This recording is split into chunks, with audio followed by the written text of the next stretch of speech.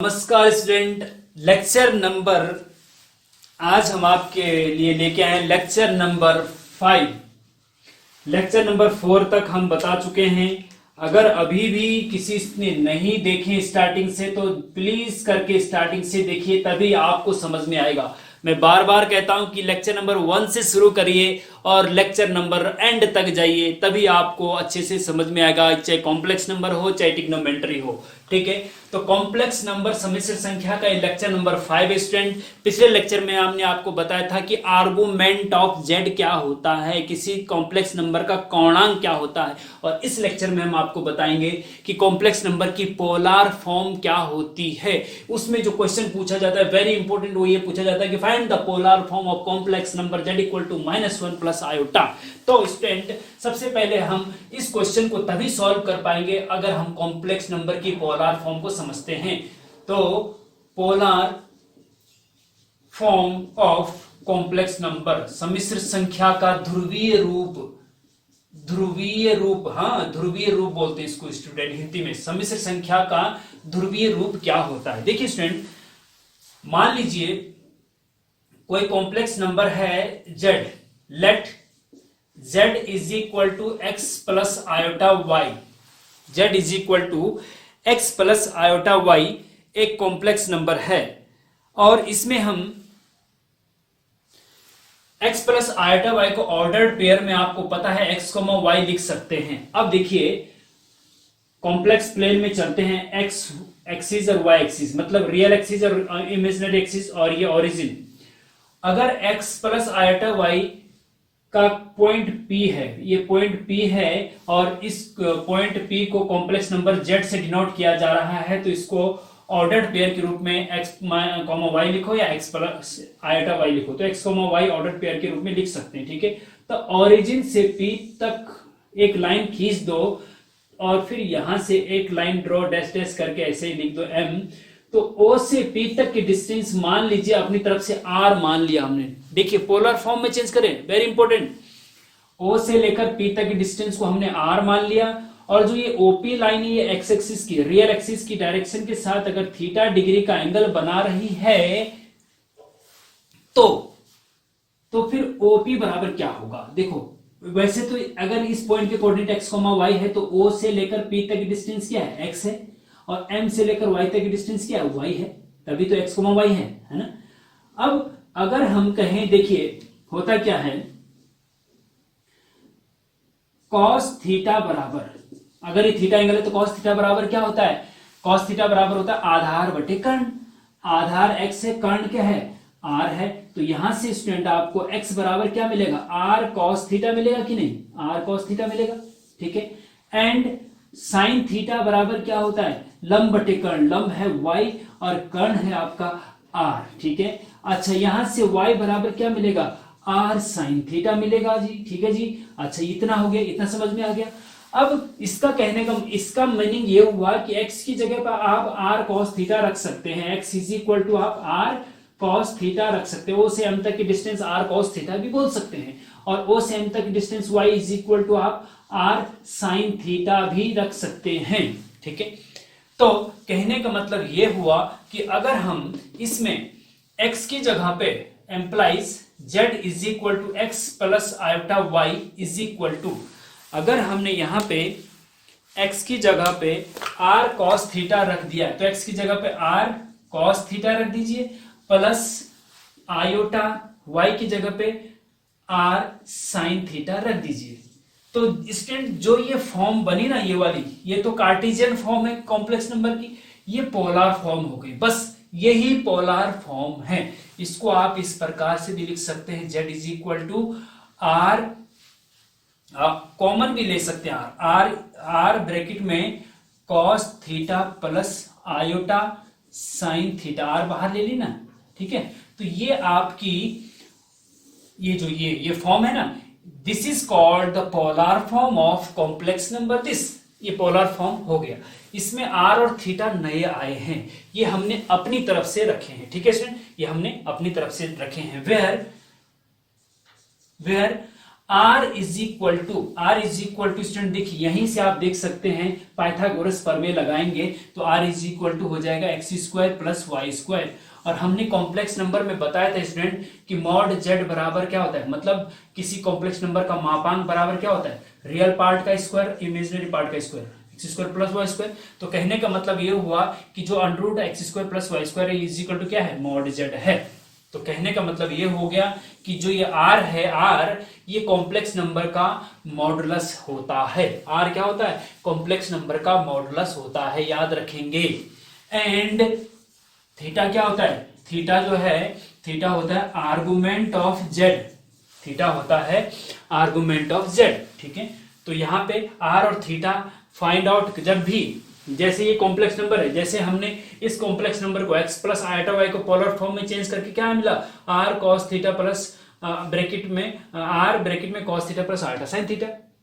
तो इसी प्रकार से इस कॉम्प्लेक्स नंबर को हमें भी r cos theta plus eta sin theta में चेंज करना है। तो उसके लिए हमें r और थीटा की वैल्यू निकालनी है।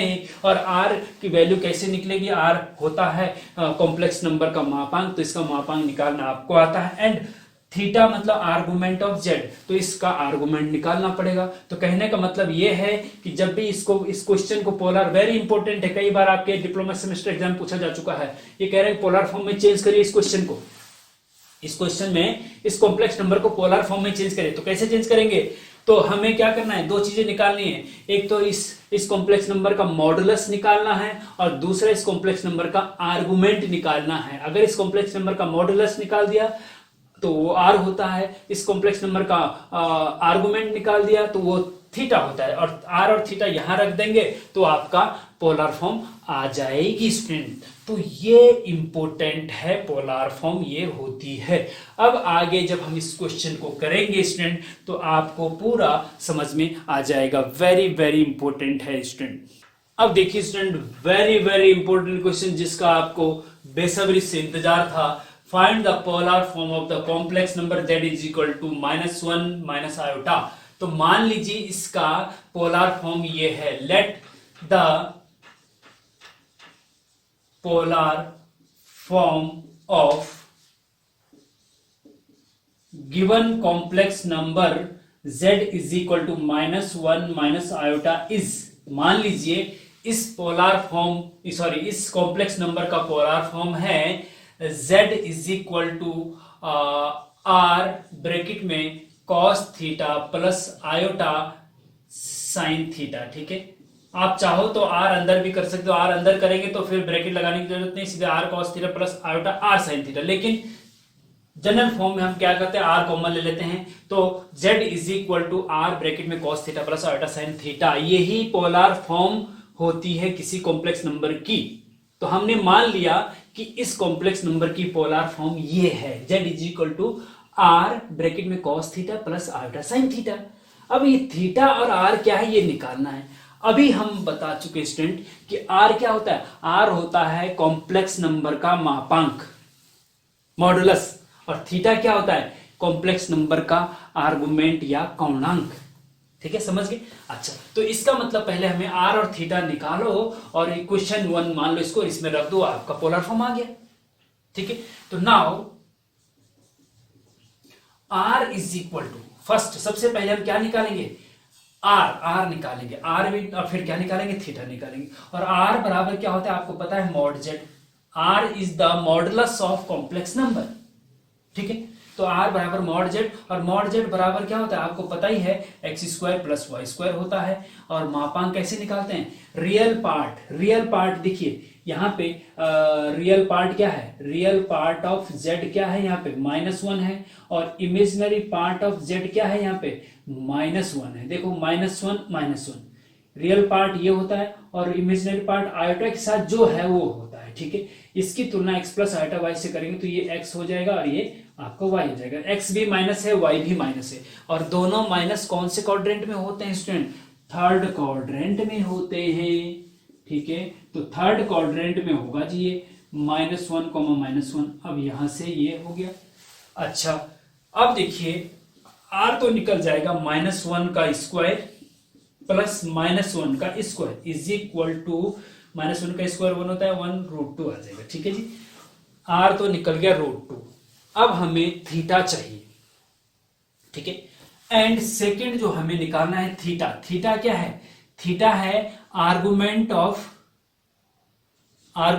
जेड। थीटा क्या है?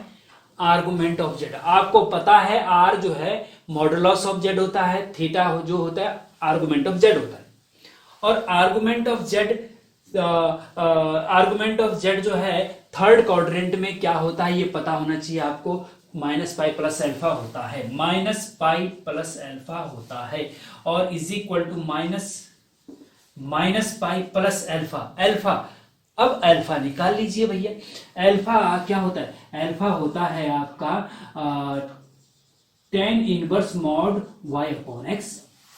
आपको पता है अल्फा क्या होता है? tan inverse mod y upon x, और is equal to tan inverse mod y। देखो y भी -1 है, x भी -1 है, देखो ये, हाँ, तो -1 upon -1 is equal to tan inverse 1 बच जाएगा। और हम पिछले इसमें बता चुके हैं कि 1 को आप tan π/4 लिख सकते हैं, और tan π/4 में tan इनवर्स से tan हट जाएगा तो π/4 बचेगा। मतलब tan इनवर्स 1 की वैल्यू π/4 होती है। अल्फा इक्वल टू π/4 आ गया तो π/4 रख दीजिए जी यहाँ पे अल्फा की जगह पे, और ये -3π/4 आ जाएगा आपका आर्गुमेंट। थीटा भी निकल गया, आर भी निकल गया, इक्वेशन 1 में रख दीजिए स्टूडेंट। तो आपको z इज इक्वल टू मिलेगा, r की जगह पे √2 रख दीजिए, ब्रैकेट के अंदर फिर cos थीटा, थीटा की जगह क्या रखेंगे? -3π/4 रखेंगे जी।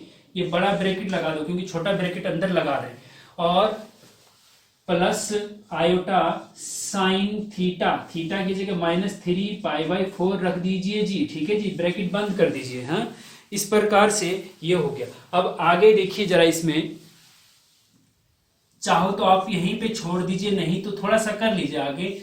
√2 बड़ा ब्रैकेट, अच्छा देखो cos -थीटा बराबर cos थीटा ही होता है, तो आप लिखेंगे इसको cos 3π/4 लिख सकते हैं। और साइन -थीटा को माइनस साइन थीटा होता है, तो ये माइनस यहाँ पे आ जाएगा, माइनस आयोटा साइन थीटा, मतलब 3π/4 हो जाएगा। और यही आपका आंसर है स्टूडेंट। तो कहने का मतलब ये है कि जो आपको complex number z is equal to -1 minus iota दिया था, इसका पोलर फॉर्म ये होता है z इक्वल टू √2 ब्रैकेट में cos 3π/4 माइनस आयोटा साइन 3π/4, जहां √2 आर्गुमेंट ऑफ z है और 3π/4 √2 मॉडुलस ऑफ z है और 3π/4 आर्गुमेंट ऑफ z है। ये थीटा है, ये r है, ठीक है स्टूडेंट। तो इस प्रकार से आप पोलर फॉर्म किसी भी कॉम्प्लेक्स नंबर की ज्ञात कर सकते हैं। सबसे टफ वाला हमने बता दिया है। अब हम इसके बाद आपको होमवर्क दे रहे स्टूडेंट, उनको आप आसानी से कर सकते हैं, और हमें कमेंट बॉक्स में उसका जवाब आपको देना अनिवार्य है। ध्यान दीजिए, अनिवार्य है, कंपलसरी है, तभी तो पता चलेगा हमें कि हमारी मेहनत काम आ रही है कि नहीं। आप समझ रहे हैं कि नहीं, आप समझ रहे हैं या नहीं समझ रहे, कैसे पता चलेगा? तभी तो पता चलेगा ना जब आप हमें सॉल्व करके कमेंट बॉक्स में बताएंगे। आपने सॉल्व किया तो अगर कमेंट बॉक्स में आपने नहीं लिखा तो हमें कैसे पता चलेगा कि आप अपने घर में सॉल्व कर रहे हैं कि नहीं, वीडियो लेक्चर देख के सॉल्व कर रहे हैं कि नहीं। तभी तो पता चलेगा कि जब आप कमेंट में बताएंगे कि हमें इतना पसंद आया, इतना नापसंद आया, इतना समझ में आया, इतना नहीं समझ में आया, तभी तो होगा। तो आप बताइए, होमवर्क हम आपको दे रहे हैं, यहाँ पे बोर्ड पे लिख रहे हैं स्टूडेंट, इसको आप नोट कर लीजिए। स्क्रीनशॉट लेना है तो स्क्रीनशॉट ले लीजिए। तो स्टूडेंट ये होमवर्क के लिए आपको क्वेश्चन नंबर हमने आपको बता दिया है, क्वेश्चन नंबर 2, 3, 4 ये होमवर्क के लिए है, वेरी इंपॉर्टेंट है। 2016 में आपके डिप्लोमा सेमेस्टर एग्जाम में क्वेश्चन नंबर 2 आ चुका है, क्वेश्चन नंबर 4 2014 में आपके डिप्लोमा सेमेस्टर एग्जाम में आ चुका है, और वेरी इंपॉर्टेंट है 1 प्लस आयोटा वो अपॉन 1 माइनस आयोटा का ध्रुवीय रूप लिखिए, पोलर फॉर्म में बदलिए। और पोलर फॉर्म में बदलने के लिए दो चीज की जरूरत होती है, आर और थीटा। आर क्या होता है? Modulus of complex number and theta क्या होता है, आर्गुमेंट ऑफ कॉम्प्लेक्स नंबर। तो पहले तो इसको जनरल फॉर्म में इस टाइप से लाइए, प्लस आयोटा बी के रूप में या एक्स प्लस आयोटा वाई के रूप में लेके आइए स्टूडेंट, तभी आप उसका आर और थीटा निकालेंगे। ठीक है, इसी प्रकार से इसमें 4 क्वेश्चन है, 1 2 3 4, इनका √3 plus iota -1 plus iota √3 1 minus iota और 1 प्लस आयोटा का स्क्वायर बटे 1 माइनस आयोटा स्क्वायर का पोलर फॉर्म फाइंड आउट करना है। और question number 4 very important, find the polar form of the complex number. -1 का देखिए ये कॉम्प्लेक्स नंबर है स्टूडेंट, ठीक है, कॉम्प्लेक्स नंबर है, देखिए यहाँ पर रियल नंबर रहा है लेकिन ये कॉम्प्लेक्स नंबर है। z इज इक्वल टू -1 है ना, इसको आप कॉम्प्लेक्स नंबर के रूप में लिख सकते हैं -1 प्लस 0 आयोटा। यहाँ पे x बराबर तो -1 है, y बराबर 0 है। ठीक है, तो इसका r निकालना है और इसका थीटा निकालना है, फिर उसमें r cos theta plus iota sine theta में रख देना है तो पोलर फॉर्म आ जाएगी। इसका भी ऐसे ही करना है, 1 का पोलर फॉर्म में, आयोटा को पोलर फॉर्म में, माइनस आयोटा को पोलर फॉर्म में फाइंड आउट करना है। कहीं पे कोई दिक्कत आती है तो पूछ लीजिए स्टूडेंट, वेरी वेरी इंपॉर्टेंट है, करने बहुत जरूरी हैं।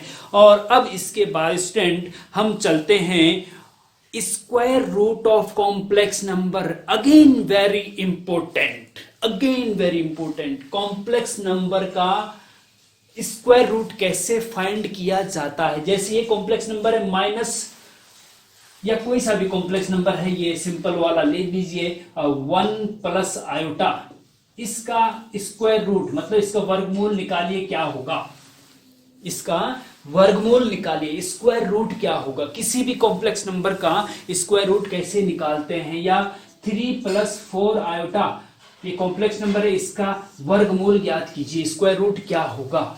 ये क्वेश्चन पूछे जाते हैं, बहुत बार पूछे जाते हैं स्टूडेंट, बल्कि ये 3 + 4 आयोटा का स्क्वायर रूट 2016 के डिप्लोमा सेमेस्टर एग्जाम में आपके पूछा गया है, वेरी इंपॉर्टेंट है। अगेन ये भी वेरी इंपॉर्टेंट है, इसमें से एक क्वेश्चन हम करवा देते हैं और कुछ आपको फिर हम आपको होमवर्क के लिए देते हैं स्टूडेंट, तो उम्मीद करता हूँ आपको बहुत अच्छे से समझ में आएगा। आगे देखिए इसमें क्या करेंगे, क्वेश्चन है इस प्रकार का क्वेश्चन स्क्वायर रूट निकालने के लिए आता है, find the square root of the complex number 3 + 4 iota. एक हमने तो 4 क्वेश्चन दे रखे लेकिन एक आएगा आपके पास कि 3 + 4 आयोटा का स्क्वायर रूट मतलब वर्गमूल ज्ञात कीजिए, या फिर 1 प्लस आयोटा का वर्गमूल ज्ञात कीजिए, या 5 + 12 आयोटा का स्क्वायर रूट या वर्गमूल ज्ञात कीजिए, या फिर माइनस आयोटा का वर्गमूल ज्ञात कीजिए। तो क्वेश्चन नंबर 1 इसमें पहला क्वेश्चन हम कर देते हैं स्टूडेंट, और आप फिर अपने आप होमवर्क करके हमें कमेंट में बताएंगे। ध्यान से देखना, वेरी वेरी इंपॉर्टेंट क्वेश्चन है, कई बार 2016 में, 2018 में कई बार आपके डिप्लोमा सेमेस्टर एग्जाम में पूछा जा चुका है, वेरी इंपॉर्टेंट है। ठीक है, तो लेट माना इसका स्क्वायर रूट किसका, 3 + 4 आयोटा का स्क्वायर रूट बराबर है x प्लस आयोटा y के। इसका स्क्वायर रूट हमने मान लिया क्या, x प्लस आयोटा y मान लिया। इसका स्क्वायर रूट क्या माना हमने, x प्लस आयोटा y। तो कहने का मतलब इसका स्क्वायर रूट अगर ये मान लिया हमने, तो हमें x और y की वैल्यू निकालनी है और यहां रख देनी है, यही आपका इसका स्क्वायर रूट होगा। सीधी सीधी बात है ना। तो x और y निकालना होगा, कैसे निकलेगा, इसको इक्वेशन 1 तो क्या मानना, चलो छोड़ो। अब स्क्वायरिंग बोथ साइड, हमें देखिए हमने इसका स्क्वायर रूट इसको मान लिया, तो कहने का मतलब हमें x और y अगर मिल जाए तो यहां रख दो, स्क्वायर रूट हो गया। तो कहने का मतलब ये है स्टूडेंट, हमने x और y की वैल्यू निकालनी है, बस कैसे निकालनी देखिए आगे। स्क्वायरिंग बोथ साइड, दोनों पक्षों का वर्ग करने पर, इसका वर्ग करेंगे तो वर्ग से रूट हट जाता है, तो 3 + 4 आयोटा बचता है। ठीक है स्टूडेंट, इज इक्वल टू इसका स्क्वायर रूट करेंगे तो x प्लस आयोटा y का होल स्क्वायर हो जाएगा जी। और होल स्क्वायर खोलेंगे स्टूडेंट, चलो इधर खोल देते हैं इसको, चलो यहीं खोल देते हैं, a + b का होल स्क्वायर, तो a² x² हो गया, माइनस आयोटा का स्क्वायर, देखिए प्लस माइनस आयोटा का स्क्वायर, तो यहां प्लस था और लेकिन माइनस आयोटा का स्क्वायर, माइनस आयोटा देखो, चलो लिख देते हैं, माइनस आयोटा का स्क्वायर, a² + b² + 2ab, हाँ प्लस 2ab आयोटा xy। ठीक है स्टूडेंट, ध्यान दीजिए, वेरी इंपॉर्टेंट है। हाँ अच्छा, अब देखिए चाहो तो इसको पहले लिख दीजिए इस साइड और इसको उधर ले दीजिए, कोई फर्क नहीं पड़ता है। तो एक्स स्क्वायर ये है जी, और आयोटा का स्क्वायर -1 होता है, ये आपको पता होना चाहिए, हम स्टार्टिंग में बता चुके हैं। आयोटा स्क्वायर बराबर -1 होता है, ठीक है। और आयोटा क्यूब बराबर माइनस आयोटा होता है, और आयोटा की पावर 4 बराबर 1 होता है, ये बता चुके हैं। तो आयोटा स्क्वायर -1 तो ये माइनस हो जाएगा, -y² हो जाएगा जी। फिर प्लस आयोटा अलग लिख दीजिए और ब्रैकेट में 2xy। ये क्यों किया हमने, क्योंकि आयोटा के साथ यहाँ पे 2xy है और ये इतना जो पार्ट है इसमें आयोटा नहीं है। तो कहने का मतलब ये है कि a आयोटा b के फॉर्म में ये आ गया है, जहां पे रियल पार्ट x² + y² है, इमेजिनरी पार्ट 2xy है, ठीक है। ये हो गया, इज इक्वल टू ये है 3 + 4 आयोटा। दोनों पक्षों में कंपैरिजन करने पर, दोनों पक्षों की तुलना करने पर, ठीक है। तो रियल पार्ट की तुलना रियल पार्ट से होती है, इमेजिनरी पार्ट की तुलना इमेजिनरी पार्ट से होती है स्टूडेंट, ये आपको पता होना चाहिए। तो रियल पार्ट क्या है इधर, x² - y² is equal to, यहाँ पे रियल पार्ट क्या है 3 है, इसको इक्वेशन नंबर 1 मान लो। एंड इसमें रियल पार्ट क्या है 2xy है, आयोटा के साथ जो है वो रियल पार्ट है, ठीक है, प्लस भी इसमें काउंट होता है, 2xy साइन भी काउंट होता है, इज इक्वल टू यहाँ पे आयोटा के साथ क्या है +4 है, तो 4 हो जाएगा जी, ठीक है जी। ठीक है, अच्छा जी। अब जो है इसको इक्वेशन 1 मान लिया, ठीक है। अब इसमें ऐसा करते हैं कि चलो इसको रहने दीजिए, ठीक है। अब हमें करना क्या है, इसको इक्वेशन 2 मान लो चाहो तो, चलो, या मत मानो इसको 2, ठीक है। क्यों, देखिए होता क्या है स्टूडेंट, अगर हम 2 भी मानते इसको तो यहां से x की वैल्यू या y की वैल्यू इक्वेशन 1 में रखते, फिर उसको सॉल्व कर हमें x और y निकालना है। इन दो इक्वेशन की हेल्प से हमें x और y निकालना है, तो निकल सकता है। y की वैल्यू यहां से उठा के यहां रख दीजिए तो निकल जाएगा, लेकिन क्या है ना कि वो लेंथी हो जाएगा। हम आपको एक शॉर्ट ट्रिक बता रहे हैं जिससे कि ये आसानी से हो जाएगा। कैसे, जैसे कि x² - y² की एक इक्वेशन है, अगर हम x² + y² की एक इक्वेशन डेवलप कर दें तो हम आसानी से इसको सॉल्व कर सकते हैं फिर, ठीक है। वो कैसे डेवलप करेंगे ध्यान दीजिए, वेरी इंपॉर्टेंट है ये, यहाँ पे वेरी इंपॉर्टेंट है। हाँ, जैसे x² + y² की इक्वेशन है वैसे ही आप x² माइनस की जगह पर प्लस y² की एक इक्वेशन बनाएंगे हम। जैसे x² - y² की इक्वेशन है, ऐसे x² + y² की एक इक्वेशन बन जाएगी, तो हल करना आसान हो जाएगा, ठीक है ना।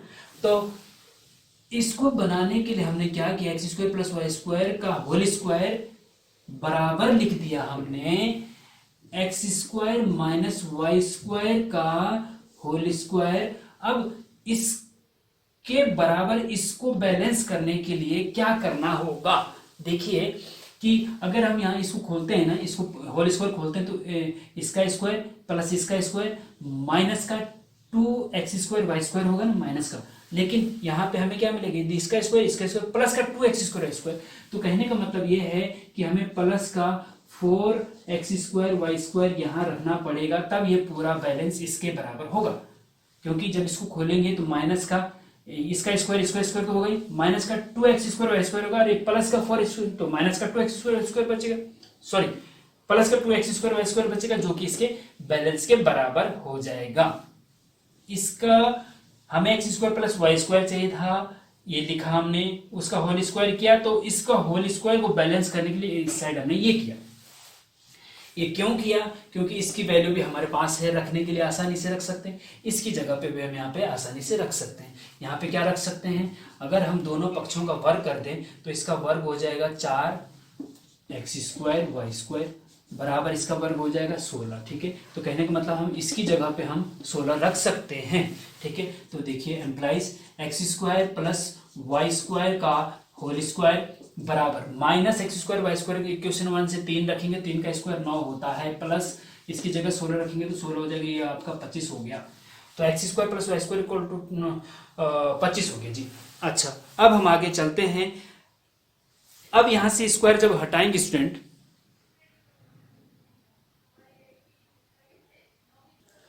अब यहां से ये हटाने के बाद स्टूडेंट यहाँ पे हम यहाँ लिख देते हैं, चलो ठीक है, इधर करते हैं इसको, ठीक है जी।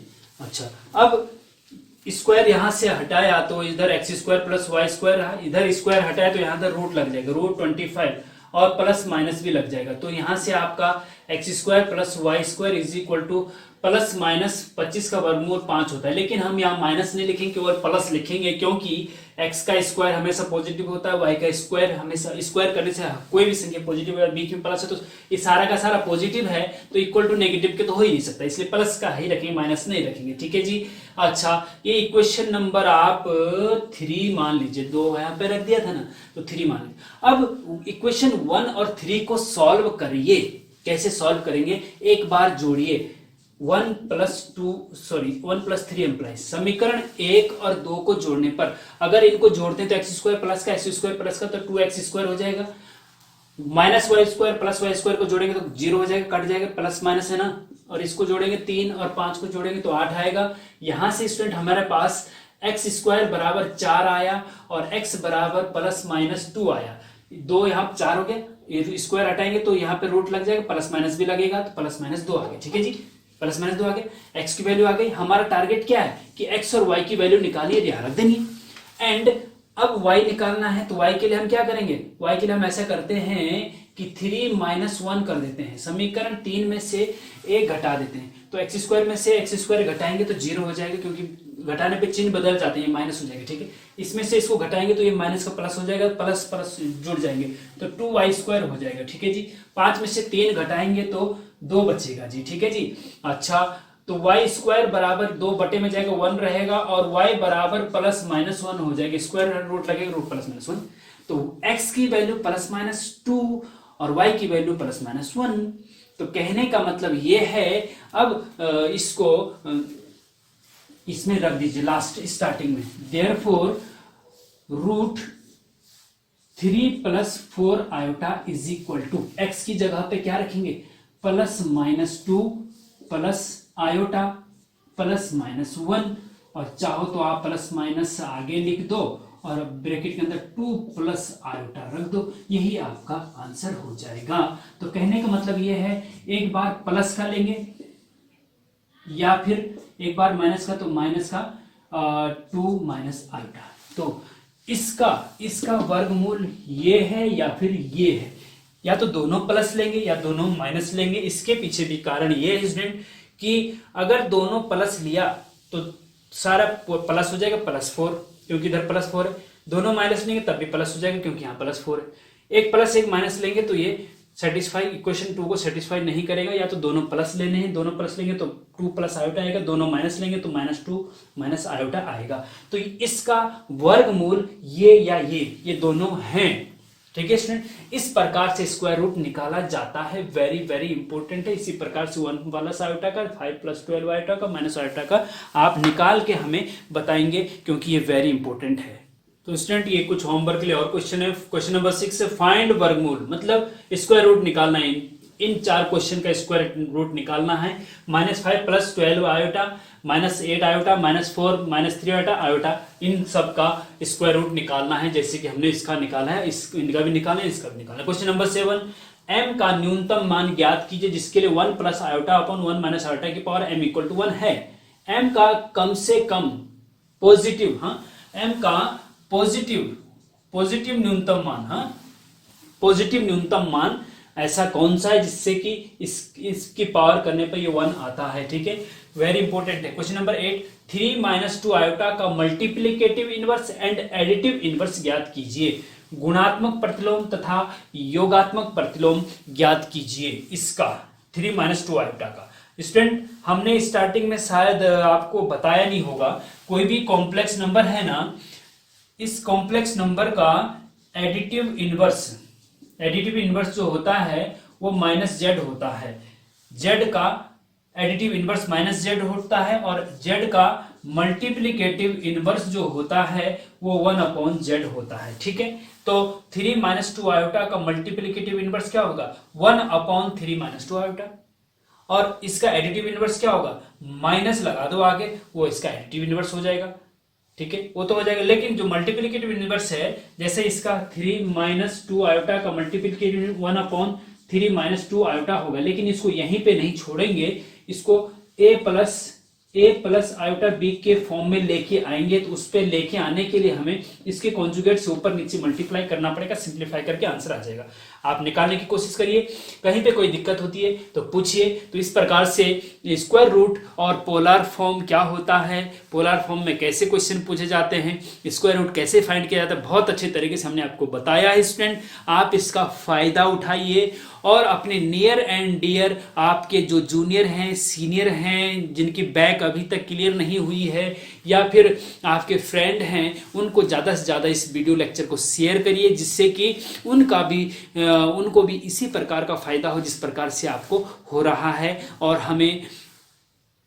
हमारा उत्साह बढ़ाइए, जिससे कि हम आपको अधिक से अधिक जानकारी, अधिक से अधिक ज्ञान बहुत अच्छे तरीके से प्रेजेंट कर सकें, और वो भी बिल्कुल फ्री में, और घर में आप इसका फ़ायदा उठा रहे हैं। बहुत खुशी की बात है, बहुत किस्मत वाले स्टूडेंट आप। तो इस लेक्चर का एंजॉय करिए। उसके बाद अगर अभी इस लेक्चर में कुछ समझ में नहीं आया तो फिर से बैक करके फिर से देख लीजिए। फिर मिलते हैं नेक्स्ट लेक्चर में। नेक्स्ट लेक्चर में स्टूडेंट कॉम्प्लेक्स नंबर का ही है, क्यूब रूट ऑफ यूनिटी के बारे में हम बताएंगे कि क्यूब रूट ऑफ यूनिटी क्या होती है और उस पर बेस्ट इंपॉर्टेंट क्वेश्चन कौन कौन से आपके डिप्लोमा सेमेस्टर एग्जाम में पूछे जाते हैं। तब तक के लिए जय हिंद, जय भारत।